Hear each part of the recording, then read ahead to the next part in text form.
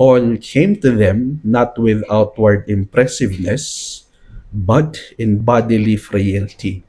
Yet that weakness became the pathway through which Christ's strength was displayed.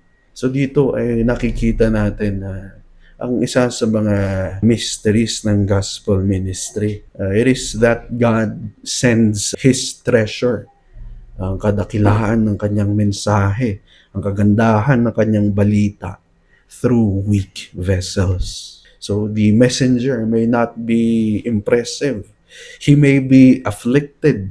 He may be limited, even despised by worldly standard. But the power is not in the vessel. Hindi sa sisidlang putik. The power is in itself the gospel of Christ.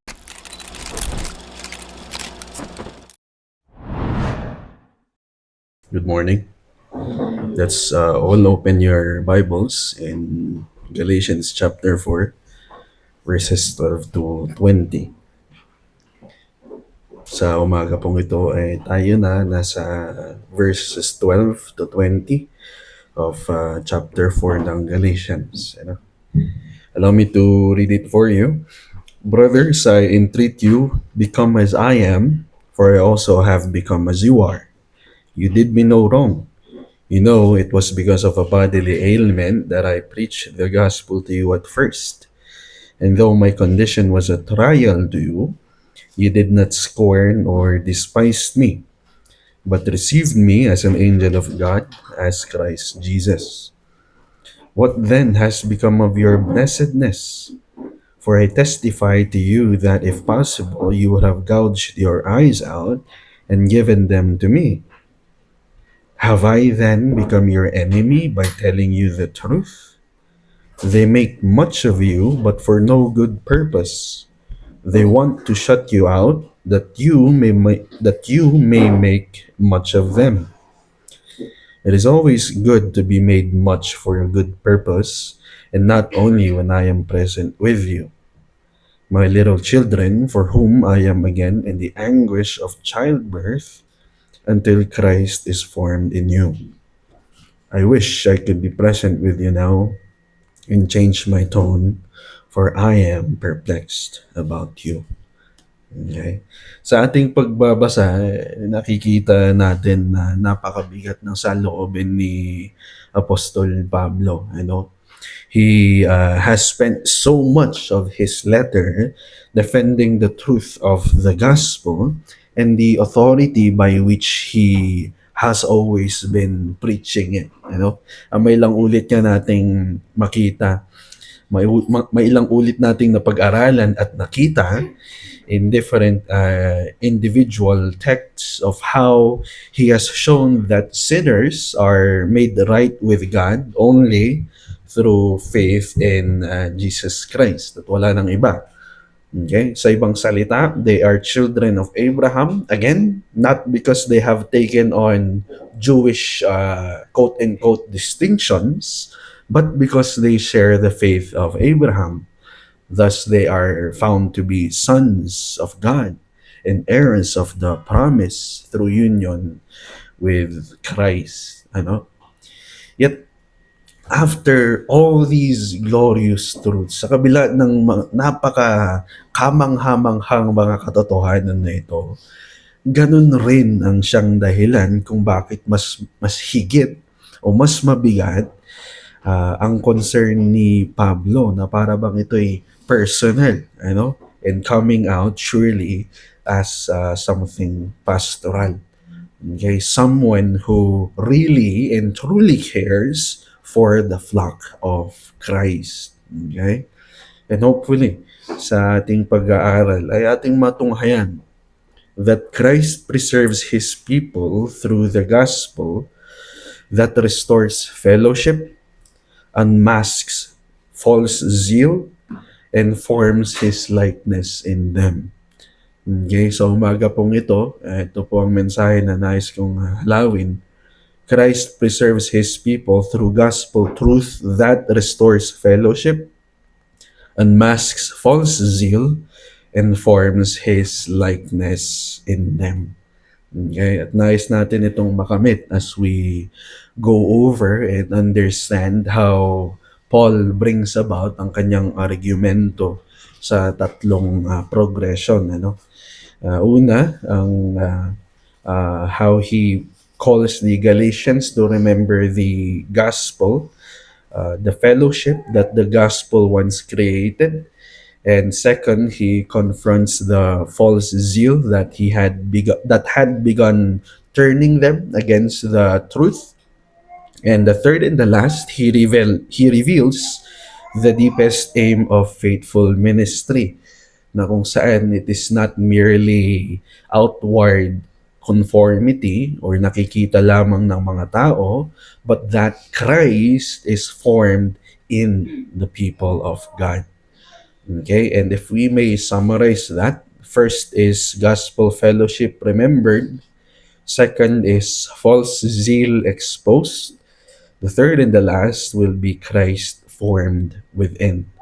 Gospel fellowship remembered, false zeal exposed, and then Christ formed within.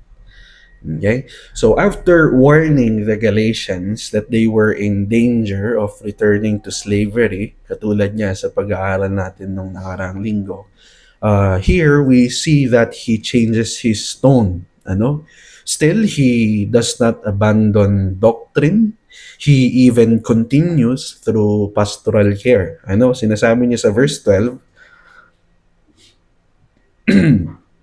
"Brothers, I entreat you, become as I am, for I also have become as you are." Okay, so seeing that there is interpersonal communication, knowing na mayroong pagkakasalimuha sa isa't isa, we want to understand that this is not the voice of a distant pastor sa kanila. Ano? In fact, this is the voice of a quote-unquote shepherd pleading with the people that he loves. You know, he wants the Galatians to become like him, free from bondage to the Mosaic law. Okay? Because he himself, though a Jew, a recognized Jew, had become like the Gentiles in living free from the law as the ground of covenant standing before God. Okay? Nice nating ipaglinaw. Paul is not saying here na become like me because I am the standard. No. He is saying, become like me. Like me, I have been set free from Christ, by Christ. I have been set free from the law. Okay? And like you, as I have become like you, the law has no grip on me. Okay? So he had already laid aside confidence. Ano? Malinaw at kitang-kita that he has already laid aside confidence in kanyang mga nakaraang pribilehiyo bilang Hudyo. Ano? He had become as they were, not by compromising the gospel, but by refusing the Jewish boundary markers as something necessary for Gentile believers. Okay? So now he pleads na para bang sa ibang salita, kanyang sinasabi, do not go where I have been delivered from. Okay? Do not take upon yourselves the yoke which Christ has set me free. Okay? So ganun natin nais makita ang pakikitungo ni Apostle Paul. You know? Then he adds, you did me no wrong. Okay? He's not speaking from a wounded bride. He's not saying, you hurt my feelings and now I am retaliating. Okay? Hindi po. He recalls the earlier days of gospel fellowship. Okay?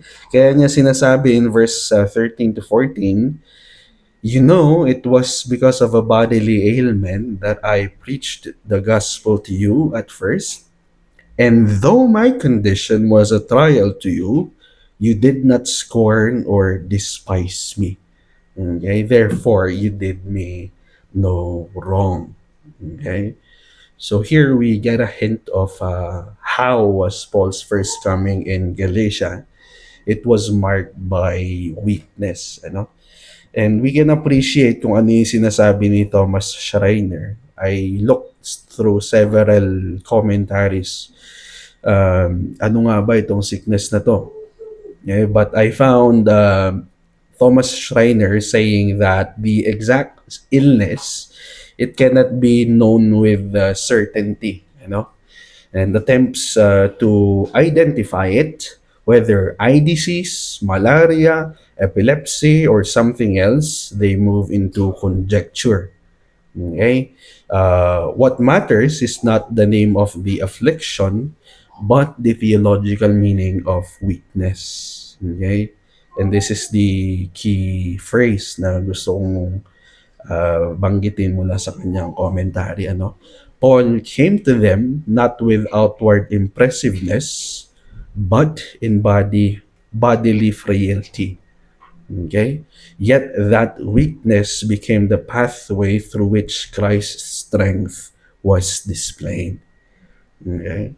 So dito ay nakikita natin na ang isa sa mga mysteries ng gospel ministry, it is that God sends His treasure, ang kadakilaan ng kanyang mensahe, ang kagandahan ng kanyang balita through weak vessels. Okay? So the messenger may not be impressive. He may be afflicted. He may be limited, even despised, of course, by worldly standards. But the power is not in the vessel. Hindi sa sisidlang putik. Okay? The power is in itself the gospel of Christ. Okay? And this is something that the Galatians understood, to the point that they did not scorn him or they did not do him wrong. Okay? They did not despise him. Okay? In verse 14, kanya sinasabi, they received him as an angel of God, as Christ Jesus. Okay? Well, napaka-striking ng phrase na ito. As an angel of God, as Christ Jesus. For us to understand that more, we can look at how Gerald Joers takes note of this, saying that Paul's condition was evidently a real trial to them. Okay, but to be received as an angel or as Christ Jesus is to say that they recognized his apostolic authority as Christ's messenger and representative, not literally an angel and not literally as Christ. Okay? They recognized his apostolic authority and Christ's messenger and representative, not literally an angel or not literally as Christ. Okay? So this means, ang kanilang pagtanggap kay Pablo, this is not just mere hospitality. This is not just mere hospitality whereas we welcome kung sino man ng mga bisita sa atin. It was a reception na kung saan it springs out from understanding the gospel. Okay? Because to receive the gospel, the apostolic gospel, it was to receive the Christ who sent him. Okay? To receive the apostolic gospel was to receive receive Christ that sent him. Okay? And so to make that plainly, this point plainly, ang kanilang response, initial response kay Pablo nung siya ay dumating, it signified their response to Christ himself. Okay? It signified their response to Christ himself. Okay? Then in verse 15, Paul asks them, what then has become of your blessedness? What then has become of your blessedness? Okay? Ngayon ay nakikita natin na ini-expose ni Pablo ang trahedya ng kanilang kinalalagyan. They once counted themselves blessed to hear the gospel from Paul's lips. Okay? They would have even sacrificed deeply for him, gouged out their eyes and give it to him. Okay? But now, under the influence of false teachers, sila ay nanlalamig. Okay? Sila ngayon ay nanlalamig. Okay? Thus, Paul asks, what then has become of your blessedness? Ano ang nangyari sa minsang kayo ay blessed na pakinggan ng Ebanghelyo? Eh, ngayon, iba na ang gusto ninyong pakinggan. Okay? So we hear, naintindihan natin na si Apostle Paul, he doesn't just ask them to remember him, ang kanilang pinagsimulan. He is asking them to remember the gospel, what the gospel had made them. Okay? Tunay nga na sa Ebanghelyo, grace creates fellowship. Grace creates joy, humility, and love. Okay? But now, sa mga nangyayari sa kanila, legalism seems to be undoing this kind of fellowship sa kanila. And so we realize that whenever the gospel is displaced, love is sooner growing cold. Okay? Katulad niya ng communication between Paul and the Galatians. Okay? Yet, we also soon realize that only in Christ, it is only in Christ that His word is welcomed, that His servants are loved for the truth's sake, and it is only in Christ that the church tastes the blessedness of gospel fellowship. Okay? It is only in Christ that the church tastes the blessedness of gospel fellowship. Okay?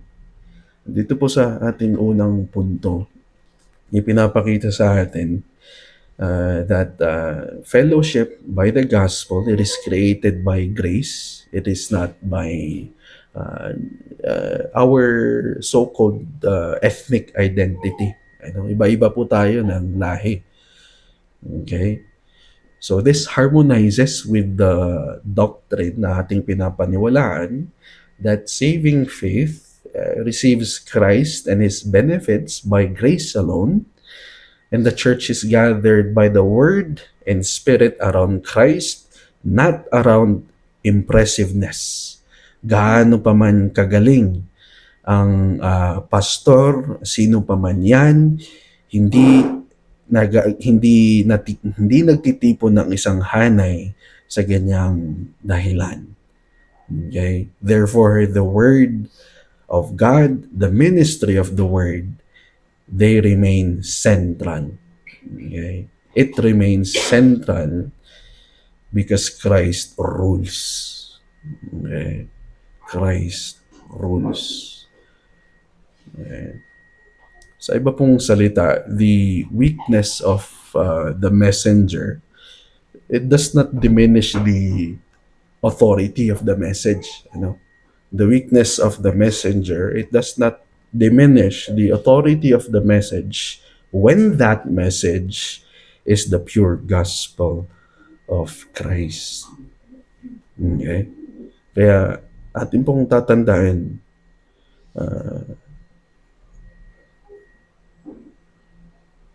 ang pinagsimulan nating fellowship na kung saan ay it was produced by the gospel. Okay? Therefore, let us not measure ministry sa kagalingan. Okay? Let us not measure it by personality or eloquence of whoever that person is. Okay? Or the strength of our unity. Okay? But only by faithfulness to Christ and His Word. Okay? And let us beware of any teaching na kung saan it cools down our love for the gospel. You know, let us beware of any teaching that turns us away from truth, right? Or makes anything else more precious than Christ Himself. Right? Ating tandaan, mga mahal kong kapatid, where grace is treasured, the word is welcome. Where legalism grows, gospel affection withers. Okay? Where grace is treasured, the word is welcomed. Where legalism grows, gospel affection withers. Okay?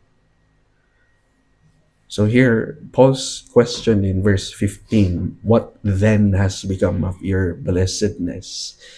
It tells us that their former joy of the gospel, it has been disturbed, you know. Their affection for Paul was also affected, okay, because another influence had entered, you know. So because of that, Paul moves from remembering gospel fellowship and into confronting the corrupted zeal that had turned truth into offense. You know, so Paul now moves from remembering gospel fellowship to confronting the corrupted zeal that had turned truth into offense. Thus, false zeal exposed. Okay. Now, while Paul is exposing the painful reason that this fellowship has been fractured, another rhetorical question ang lumalabas sa verse 16, you know, and also shows deeper concern. Have I then become your enemy by telling you the truth? Okay. Have I then become your enemy by telling you the truth? Okay. Now, this is not the complaint of a man who has lost popularity or the liking of the people, you know. This is the grief of a shepherd whose people are beginning to treat the gospel correction as hostility. Okay, to the point that their astonishing change in their relationship with Paul, it is explained by their turning away from the gospel itself. Okay, naapektuhan ng kanilang relationship kay Paul dahil they oppose the truth that he is speaking. Okay, so in their context, they resist the gospel that he is preaching to them.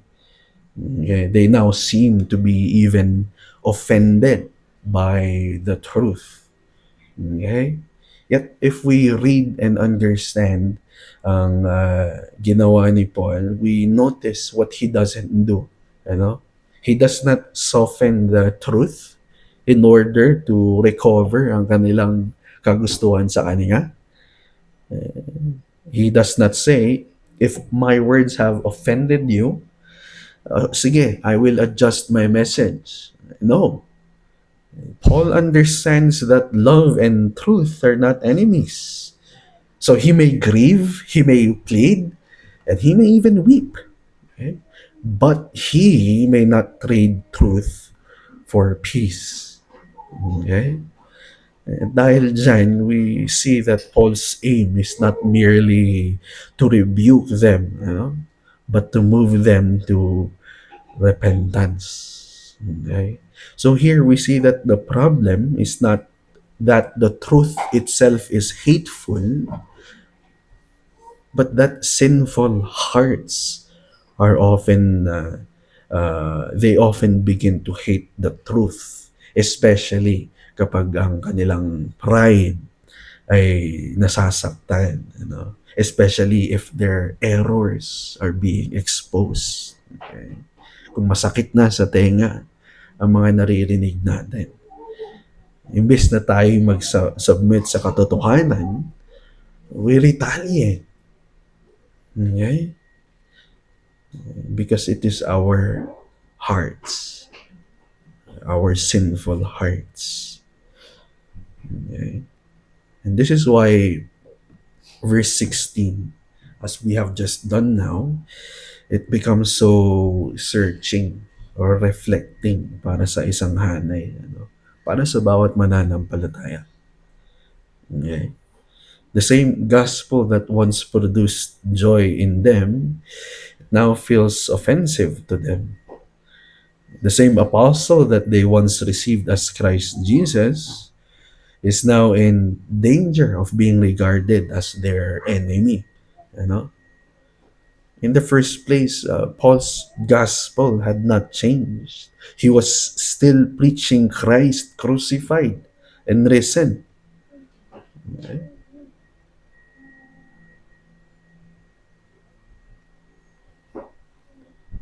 Ang justification ay by grace alone, through faith alone, in Christ alone. But it is the Galatians who were now beginning to reject the very message that once created their affection for him. Okay? Thus, Paul explains the hidden influence. Ano nga ba ang dahilan sa likod ng ganitong biglaang pagbabago, behind this shift. So we see in verse 17, kanyang sinasabi, they make much of you, but for no good purpose. Okay?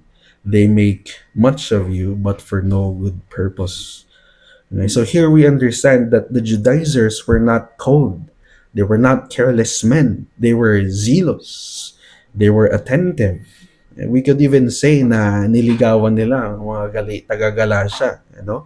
They likely made them feel important in order to manipulate them in thinking as though Jewish traditions would bring them into a fuller, richer, and more complete standing among the people of God. But then Paul exposes the danger. Zeal is not automatically grace. Religious passion is not always spiritual health. Okay? Tunay nga na ang zeal ng mga Judaizers ay kamangha-mangha.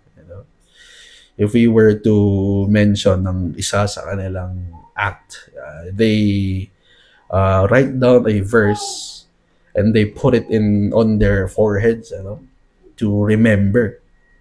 Okay? Imagine you have a small box on your forehead. Hindi ako nagkakamali. Okay? So their zeal is acknowledged. Okay? But we understand that however admirable ang zeal na ating makikita from someone, without saving knowledge, it is not pleasing to God. Okay? It is not pleasing to God.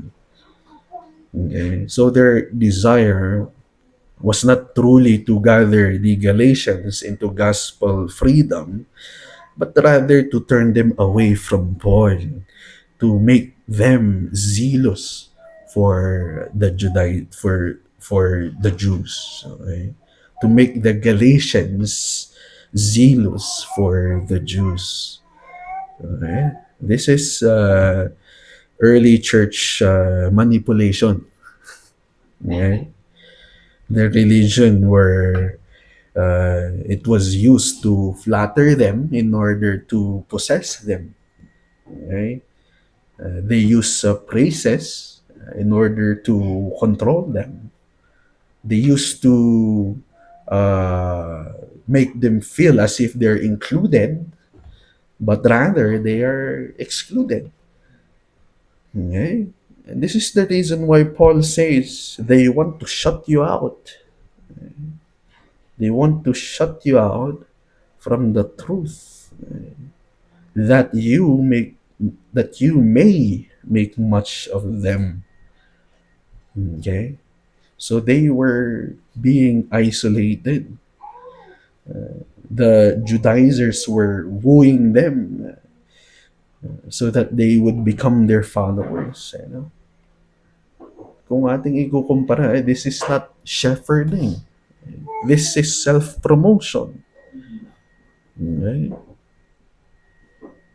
Now, one thing that we want to clarify na kung saan ay dadaanan din natin, Paul is not against zeal itself. Masama ba maging zealous? No.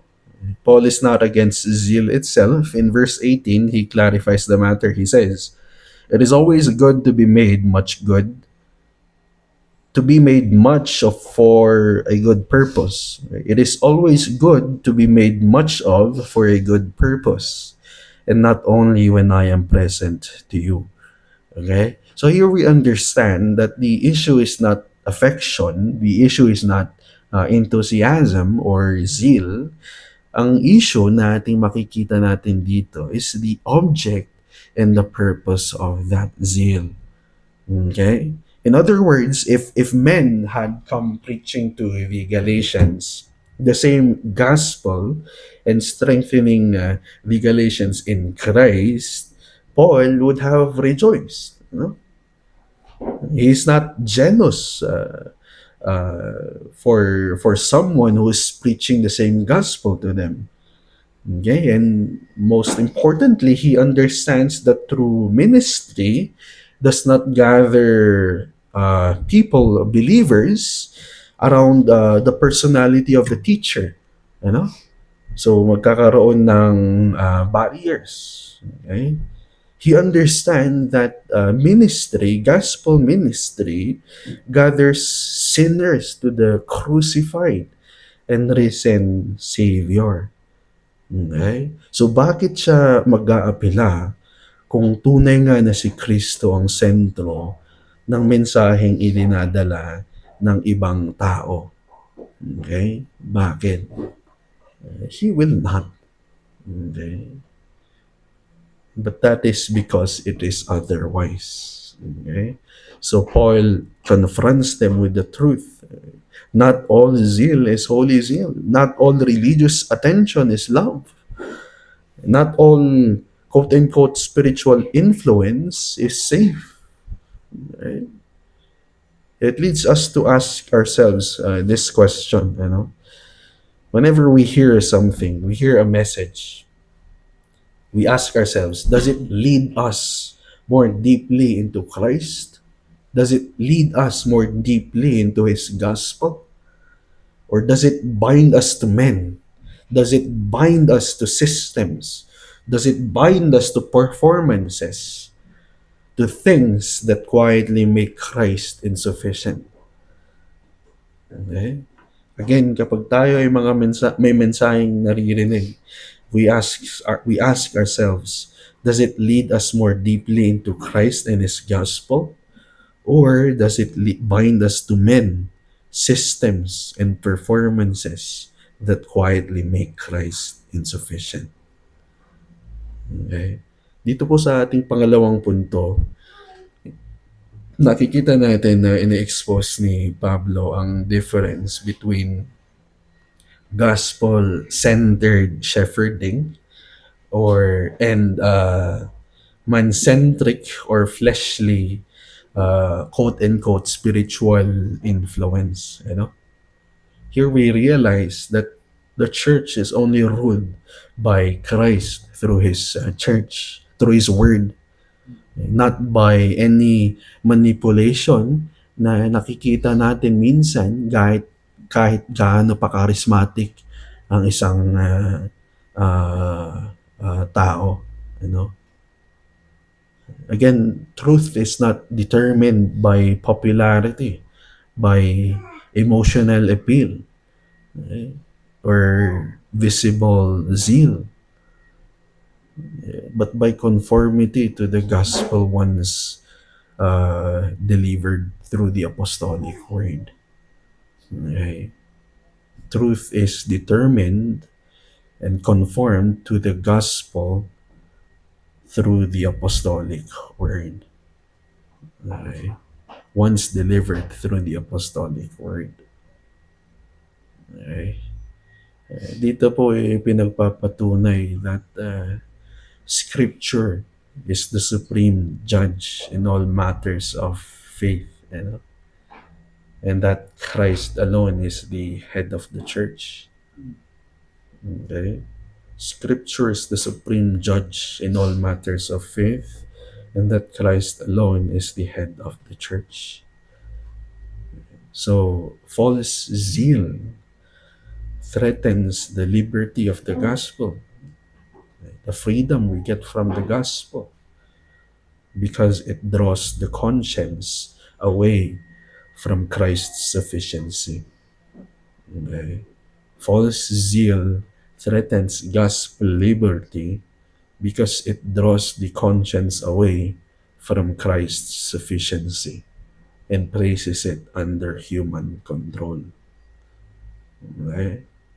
So, do not judge or look at influence, spiritual influence, merely because it seems to be so warm, you know? It seems to be so attentive. Okay? Ask again this question sa ating mga sarili. Does this teaching make Christ more precious? Or does it make me dependent on men?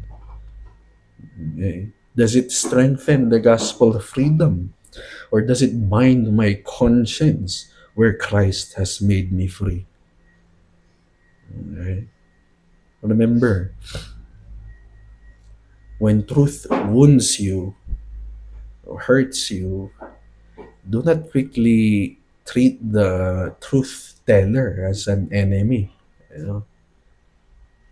Isa po sa kaparaanan ng Panginoon ay ang faithful correction. Okay. Faithful correction is one of Christ's mercies to keep you from drifting. Okay?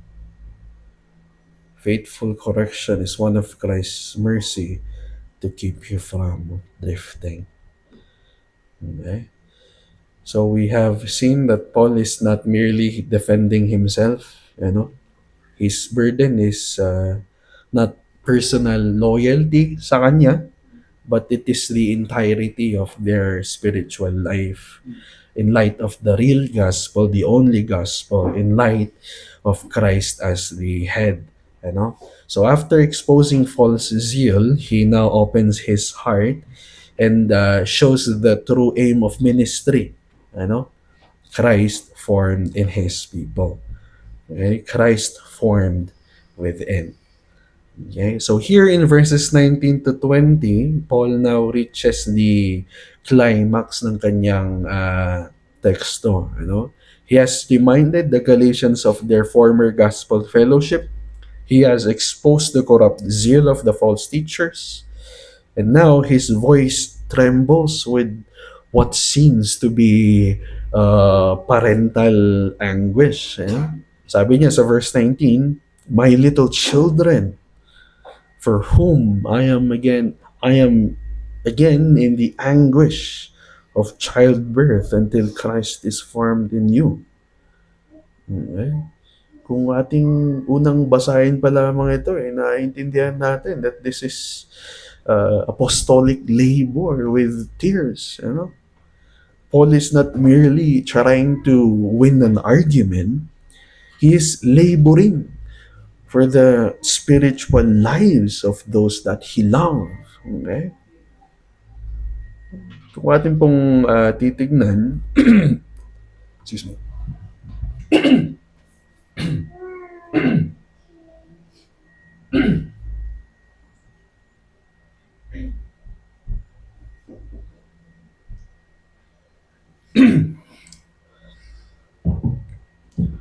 kung ating titignan, this short phrase, "my little children," it is quite striking, as we understand his intention. Paul has already called them brothers in verse 12. But now he speaks as a parent. Okay? And for us to get the idea, again, sa commentary ni Gerald Joers, he notes that Paul often referred to churches he founded as his beloved children, showing the affection and intimacy of his relationship with them. Okay? Na hindi ba parang stranger na makasalamuha mo, hindi mo talaga kilala. Okay? Hello, goodbye lang. Okay? Yun nga lang, the parental image here in our text seems to be more intensified. And the reason, he compares himself to a mother in labor pains, right? Suffering again over them because their spiritual condition has become dangerously unstable. Okay? Kaya niya sinasabing, for whom I am again in the anguish of childbirth. Okay? For whom I am again in the anguish of childbirth. Okay? Ngunit kung ating pagbubulayan, ano nga ba? What is Paul laboring for? Ano? Ano nga ba ang kanyang labor pinaghihirapan? Okay? Well, it is not merely that they would like him again. It is not merely that they would reject the Judaizers. It is not merely that they would become doctrinally accurate. He says in the following phrase, until Christ is formed in you. Okay, this is what Paul is laboring for until Christ is formed in you. Okay?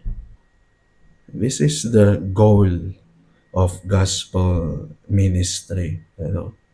Not the formation of any particular quote-unquote religion, not the formation of dependence, especially on a preacher, not the formation of anything that makes us think we are better, but it is only the formation of Christ in the people of God.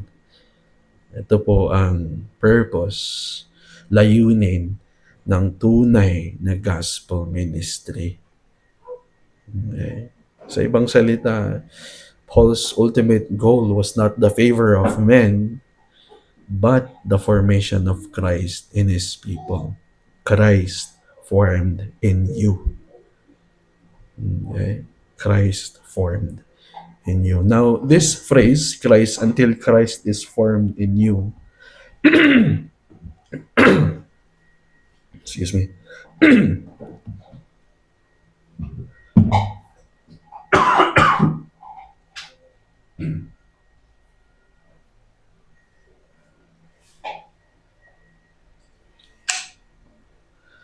this phrase, Christ is formed in you, it must not be reduced to outward imitation alone. Ano, ito yung nababanggit natin kanina na hindi lang siya nagfo-focus sa panlabas na anyo.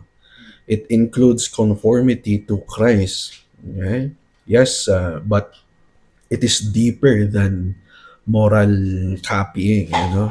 It speaks of the inward work of grace by which the life, the mind, the affections, and the character of Christ is more increasingly shaped in the believer. Okay? Christ lives in believers, lives in his people. And believers belong to Christ. Okay? And where Christ truly belongs to them, the dominion of the flesh, it is dethroned. Okay? The dominion of the flesh is dethroned. Okay?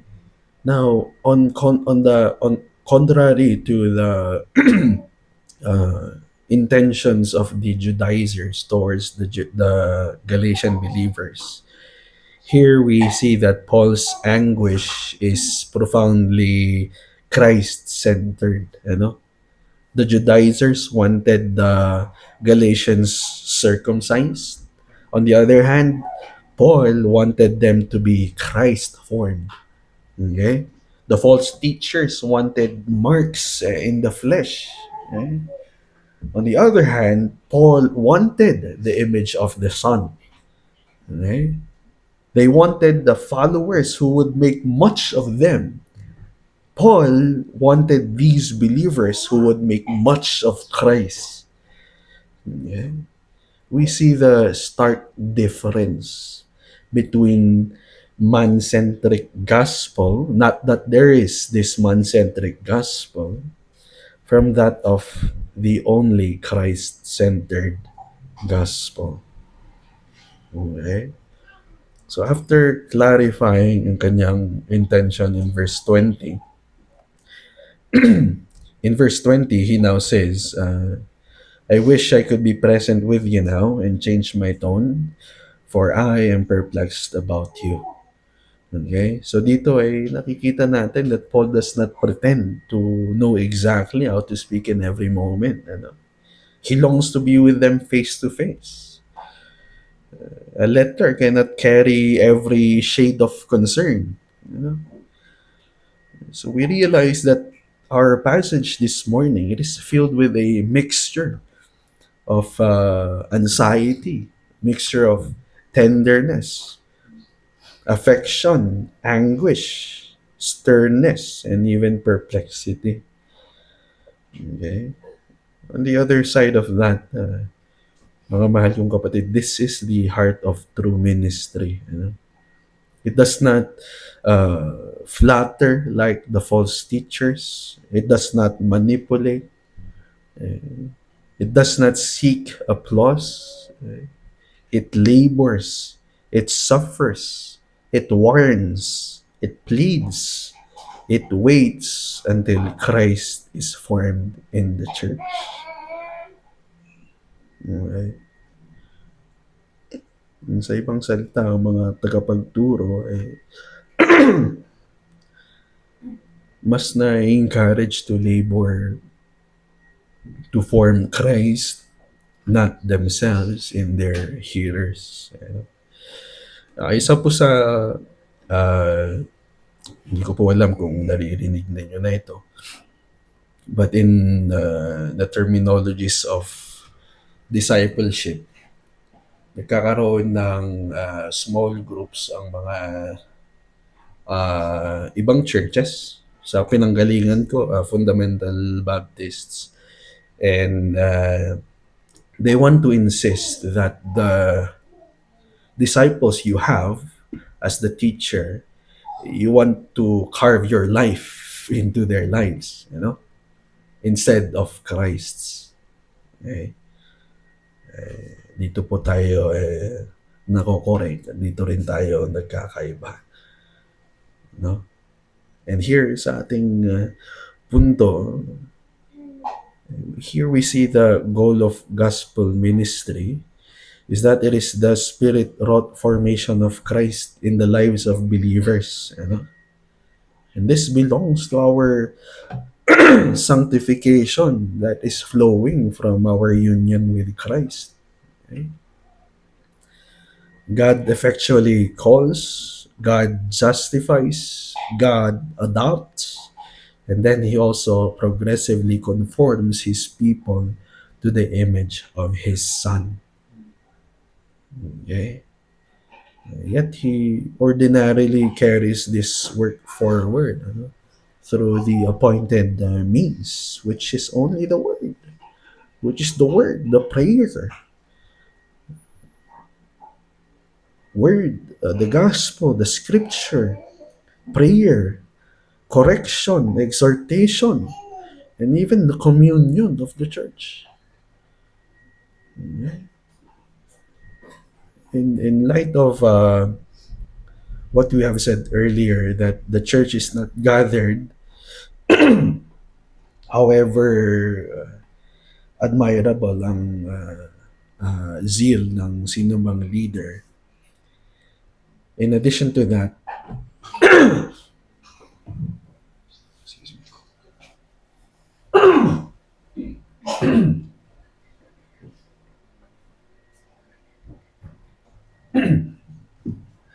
in addition to that, the minister is not the source of life. Christ is.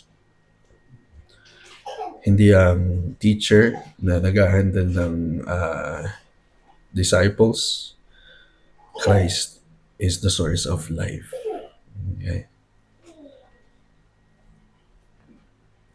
Let us not be satisfied with anything apart from Christ. Okay? The question that we want to ask is, it is not merely do I know doctrine? The question we want to ask is that, is Christ taking shape in my desires, in my speech, in my obedience, in my humility, in my endurance? Eh,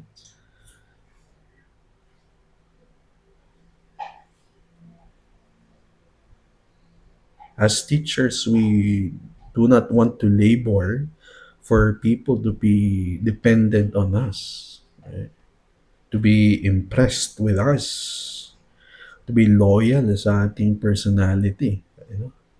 Ganun din sa mga tagapakinig. We do not idolize our teachers, our speakers, or our pastors. You know?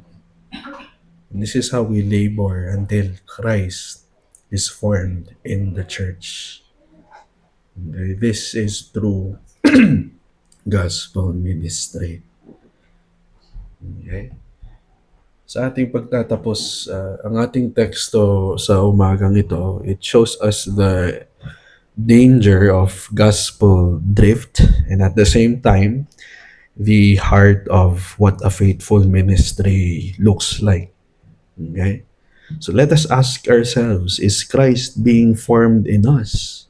Is His truth correcting us? Is His humility shaping us? Is His sufficiency freeing us? Okay? May we never reject truth because it wounds.